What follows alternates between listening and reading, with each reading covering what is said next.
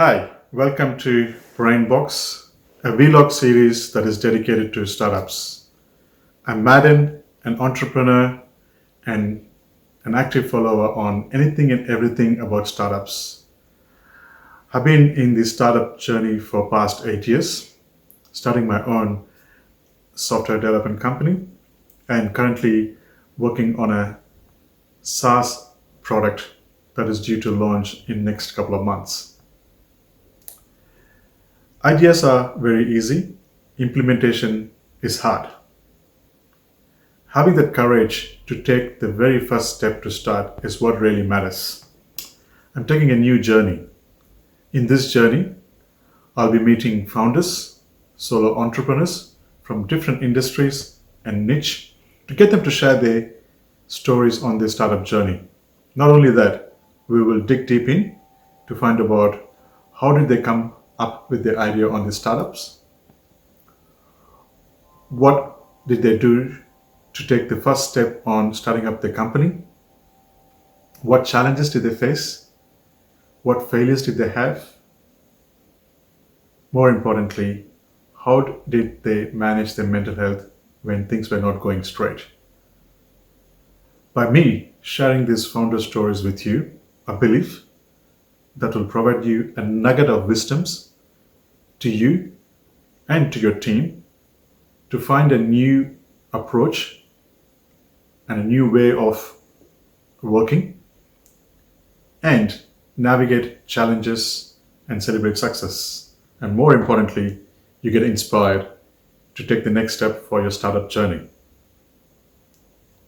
If you like to hear and see more stories from these amazing founders that I'm going to meet, please don't forget to subscribe my YouTube channel Brainbox. The subscribe button is below the screen, and I'll work towards to meet amazing founders around Australia and to share the story. Like you, I'm also very excited to dig and dive into this journey.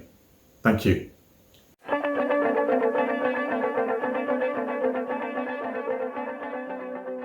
Today we have Sam Duncan, the founder and the director of FarmLab. He's a father, entrepreneur, and a passionate environmentalist. Um, he has created a technology to help farmers to better manage their soil. So, Sam, thanks for your time today and to share your entrepreneurial journey with us and with other viewers as well. So, great to have you, and love to hear a lot of insights and stories from you as well. So, My before I go pleasure. ahead, can you just introduce yourself and give us a brief overview about how you get started with FarmLab? Yeah, no worries, Madan. Yeah, good to chat, and always good to sort of share war stories about about the startup. So I started FarmLab back in 2000. Well, we had the initial idea back in 2016. Uh, the idea, the concept itself was, and I guess the problem statement we sort of set out to solve was how do we make farmers more interested in soil carbon, and soil carbon is really sort of taking front and center stage in agriculture now, but back then it was kind of still evolving.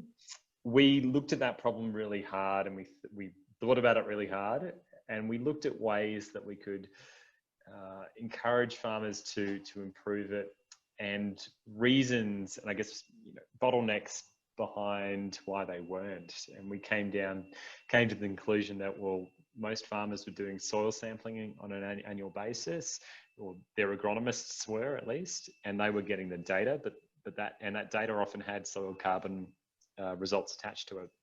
Unfortunately, given the format of the data, it was in PDF or Excel format. It wasn't very well digitized. It Mm, was just preventing farmers from being able to mm, see and equate increases or changes in soil carbon to things mm, like yield and profitability. And so mm, that was the problem we started with back in 2016, early 2017. We looked at how to solve that problem. And again, we realized, and this was kind of beyond, this was now really getting into the weeds, excuse the pun, but we realized that to solve the problem, we needed to capture the data digitally at the source being the source of the soil sample. And so we built a mobile app for agronomists to use to take a soil sample with that would geotag the sample location. And then we built a big back end that we started working with soil testing labs to integrate with their soil test results. And what this meant for the soil testing lab was that they could see the incoming results, incoming samples, and then they could just simply upload the results when they had them to a back-end lab portal, we call it. For the agronomists, they could submit samples paperlessly, and they get all the results mapped straight back to their mobile app, and they could see the results in the field. And then for the farmer at the end of the day, this means that all of that data can be stored digitally in a system, in a platform that can be then used to analyze changes in soil carbon, but also other soil attributes over time, and so people can make better decisions when it comes to soil and land management. So we've since we've evolved beyond just a mobile app. Since then, we now have a big platform. We've probably got about 500 farmers across Australia.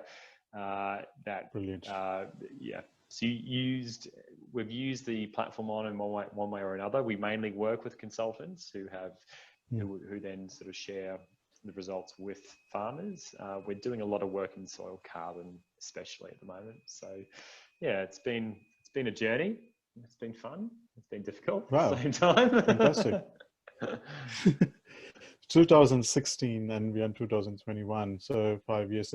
Do you have a background in farming, or how did you went with this my background's product or solution? It's a bit it's a bit different. I don't have an ag background. I spent 12 years in the Air Force doing logistics before I got into FarmLab. So I'd always had a passion for technology. I spent a lot of my time doing data analytics in the Air Force and business intelligence and working with systems. I did a small stint outside working with my now co-founder for his software development company in Sydney as well, which is kind of where I cut my teeth on software. And that also really propelled me into the tech startup space. I just got really interested in that, the tech startup scene, and we ended up starting our first tech startup together, which was a bit of a failure, and I can talk more about that. Back in 2014. Failures, I love it. Yeah, which is a good failure. It was a really good, good few lessons to learn, I think. Yeah.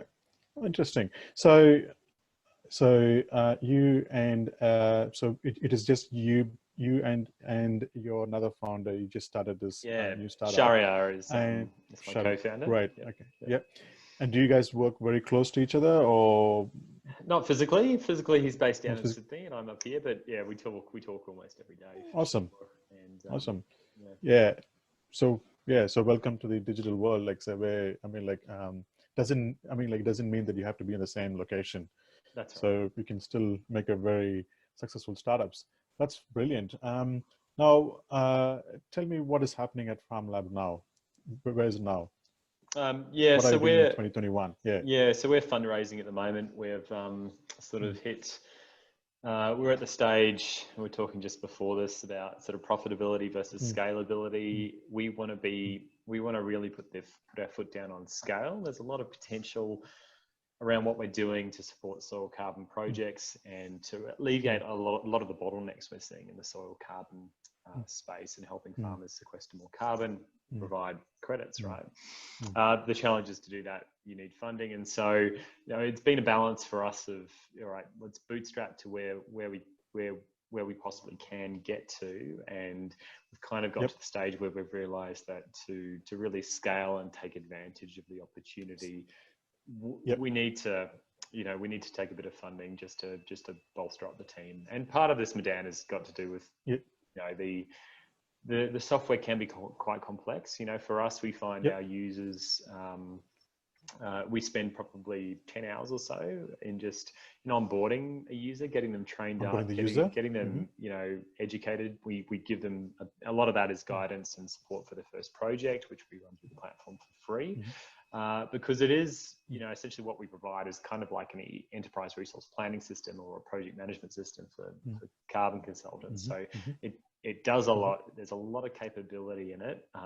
There's a lot of benefit to using it, but it needs a bit of, we just need to invest in that onboarding. Now, because of that, you know, upfront cost, it takes a little while to make that back, you know, sort of 8 to 12 months to make that back. And then we're sort of profitable throughout the customer, the lifetime, the customer lifetime value. We, in order to scale in particular, and we've got a relatively large pipeline of sort of farms and projects coming into the platform, we really need to focus on additional resources, account managers, sales staff, all that sort of stuff. And so for us right now, that's kind of where our head's at. It's also internally building up the systems that we need to support our clients. And so, you know, it's one thing having a nice piece of software, but, you know, having systems to fix bugs, to roll out releases, to, you know, that's all really critical stuff. And as a startup, when you're, you know, the expression of you're kind of building the plane as you fly it, you never get to building, you know, it takes a while to get to the stage where you know what you're flying and you know what procedures you need to build in the first place. And so we're now going back and sort of building up a lot of those processes and procedures, just so that we can start to support some of the scale that we want to see in the next 12 to 24 months. Fantastic. Are you actually, as an what do you call, a development outsourcing platform provider as well, what we do is that we always have to make sure that we have like 3 different environment when we always do this. One is our staging server, production server, and then the deployment one. So recently we were in a 2 environment, and now that we want to scale and we want to make sure that what do you call, our platform is sturdy, we have just went on to a 3 different environment as well. So you're on the right path. You got to do it. I mean, what we found is that otherwise we'd have a whole lot of tinkering going on in development. We'd have stuff pushed that shouldn't be pushed to production. Absolutely.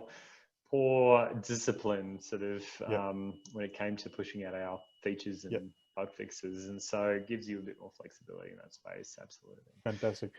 Now, this all comes through learning and along the way, as you said, like you build a plane along, like as you fly. Now, tell me something that I want to always, I always ask other entrepreneurs and founders is that if I ask you, what are the 3 main things that you learned from day 1 till date, what would that be that you'd like to share with the viewers? 3 main things. Okay. I think first, fail fast.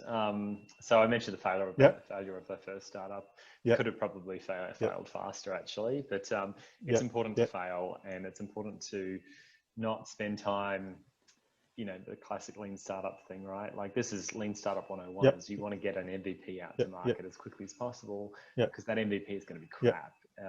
And you need market feedback, and this is the hack, right? Like this is the startup hack is what we do is we get a, you know, really crap thing out to market, and we let the market determine what they will pay for, you know, and guide that product development. And then we suck that back in, we iterate, we improve it, and we get to this point where it's now at a sort of, you know, at a level the customer will pay for after, you know, 4 or 5 iterations, and don't expect it to take any less.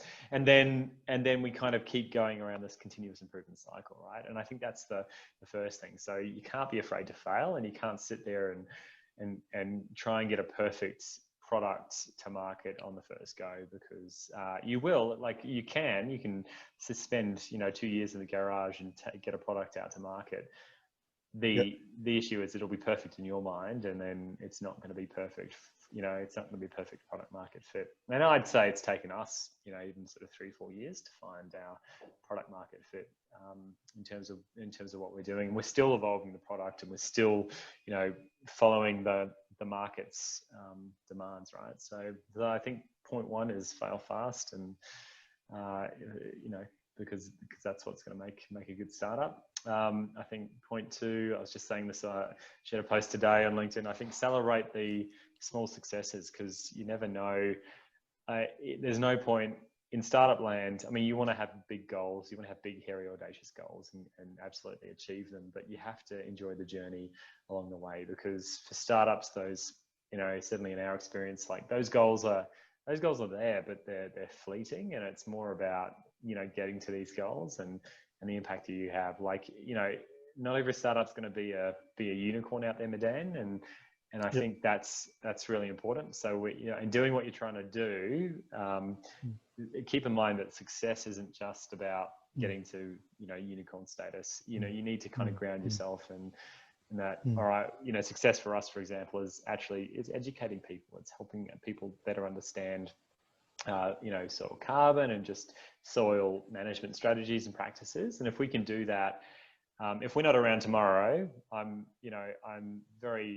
still be very happy with everything we've done around the education of our existing users and the webinars we've run. I think, you know, we've done a little bit to sort of support that, and that makes me really happy. And I think for most founders, you have to think about this. You know, even if you can inspire another competitor to do something slightly different because you're around, that's a good outcome. You know, that's a good outcome on the industry. So look at the bigger picture and don't focus on your own, on trying to be a unicorn all the time. There's things you need to enjoy along the way, and I think that's that.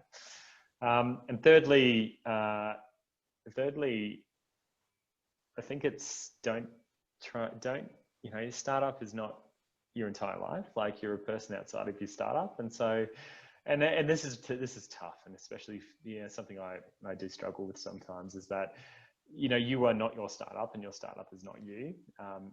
Yes, I think as entrepreneurs, you know, we do align it very closely to our personalities and to ourselves, but it's really important that you can sort of step away and be somebody that, you know, is disconnected from your startup. Having said that, you know, running a startup, especially coming out of a corporate or working for government, going out and running a startup is very satisfying because you do get to sort of you do get to follow your own vision and mission and everything. But, you know, it's just important to remember that, you know, especially if I've got a family with young kids, and, you know, I've got others in my life. My life doesn't all completely revolve around the startup, and it is not who I am, and I am not sort of FarmLab as well. And I think it's good for both you and the business to realize that, because, you know, stepping back, you know, the business also needs to be able to exist without you. You can't just have a business that is you, because it's not going to be a scalable business then, because people are not scalable. So just disconnecting yourself and just realizing that there's more to life than the business, I think, is number 3. Absolutely. And I love your the third point that you said about startup is not all about. It's not. I mean, like, it's not like everything about startup. You know what I mean? I mean, like, you have a life beyond that as well, and that's one thing that I always wanted to very keen to know the the mental health of founders. You know what I mean? Like, in what state are you guys in? Like, how do you actually if you're just working as a 2-man person army, or you're working so remotely and you have to have a team, and how do you actually relieve your stresses, or how do you actually go about things? Today, I mean, like, things don't fall into place. You know what I mean?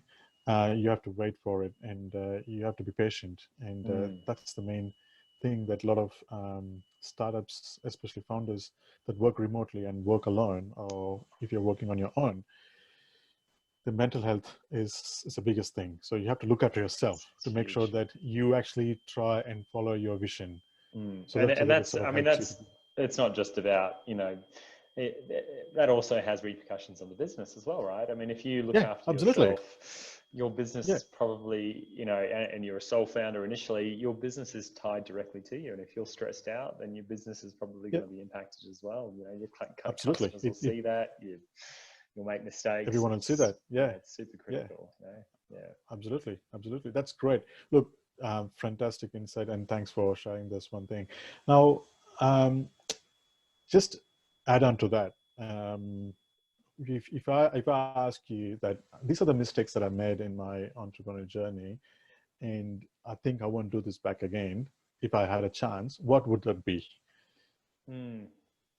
Or I don't know. something that you think that I don't have any regrets, Madan. I don't yeah, really believe in yeah, regrets because they kind of get you to where you are today. And I think, yeah.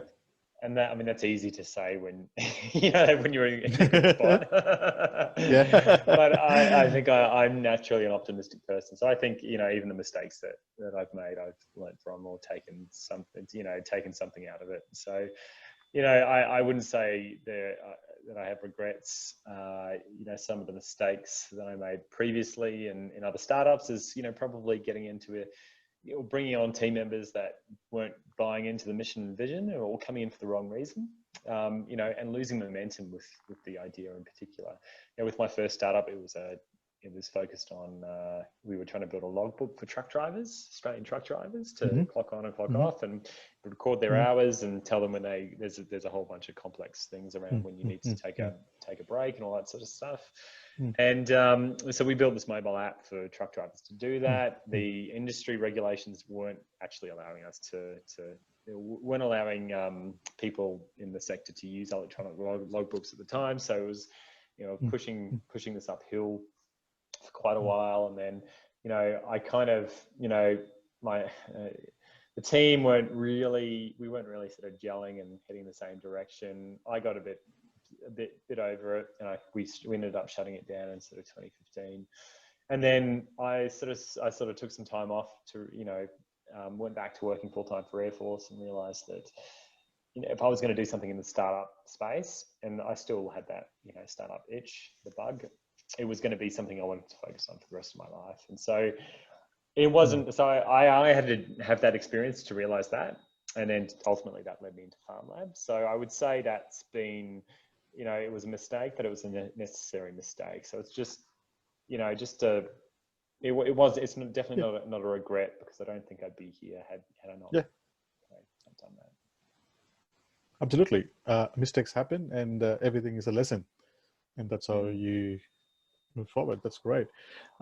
So the last one thing that I always ask entrepreneurs is that, what is one advice that you want to share to that if I ask you that if you can share with our listeners today? One piece of advice. One piece of advice. Yeah, I think is look after yourself. I think just on this vein, I think you need to, really look after yourself. Separate yourself from the startup. All those things I was saying before. Make sure you have, just one small daily practice that, gives you time to yourself, something you enjoy. I really, and I've just got back into meditation, and I really, it's one of those sort of core things that I'm trying to keep up every day, short, sort of 10-minute sessions, but having a daily practice just to sort of, just to really, keep that focus and, de-stress. I think it's super critical. Allows you to sort of step back and look at the bigger picture. So yeah, that's my advice. Look after yourself. Fantastic. I love that. I love that advice, and I'm on board as well. I'll take on that. Definitely. Great. Look, great chatting with you, and thanks for your time, and all the best on your scaling up and also your fundraising. Hope to hear a lot of success stories from you, and also see how you're going with your FarmLab, and also with your new with a new team as well. All the best, and nice chatting with you, and thanks for your time, Sam. Thanks, Madan. Have a Cheers. great, all the best. Thank you. There we go. That was a very good session with Sam Duncan today. 3 things that I learned from today's session with Sam are: number 1,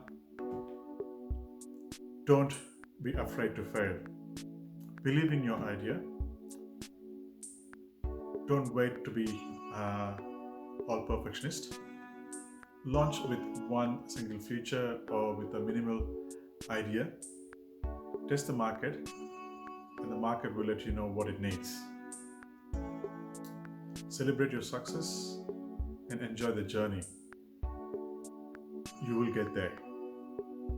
Number Number 3, look after yourself, your mental health and well-being. There is life beyond startup and your startup idea. Try to deviate some of your energy by spending time with your families, your loved ones, and also indulge in other extra activities like yoga and meditation. Let me know what you have learned from today's session by leaving your thoughts on the comment section below this video.